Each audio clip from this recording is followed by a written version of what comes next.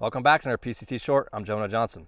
So as we enter late summer here, I want to bring to your attention that we could be set up for the perfect storm again for fall armyworm. So if you remember in 2021, we had fall armyworm probably the most historical level in a long time here in Ohio.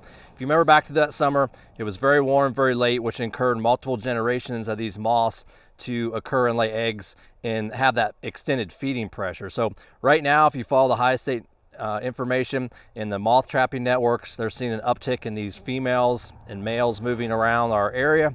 And so with that potential feeding late summer here, just want to bring that to your attention. So if you recall, fall armyworm is different from true armyworm. True armyworm only feeds on grasses, where fall armyworm, hence the name fall, in the late summer they can feed on multiple species. So corn, soybeans, all of our forages, alfalfa, and a lot of horticultural crops like cabbage and other leafy vegetables. And so if you remember in 2021, a lot of forages were damaged. Even people's yards were severely damaged in turf production. So this is something just a pest to keep in mind in case we get to that point again this year. And so with this pest, identification wise, they can be green, brown, have stripes on their side of their bodies, but the biggest giveaway is the inverted Y on their foreheads.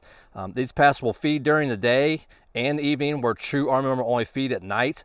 And these pests, hence the name armyworm, when they move in and march into fields, it can be quite ravenous and destructive. And so control wise, we need to make sure that we find these, identify them, and get on them early. When they're smaller, they're easy to control.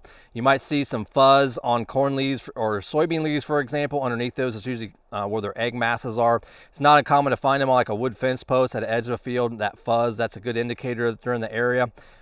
Again, when they're small, easy to control, synthetic pyrethroids.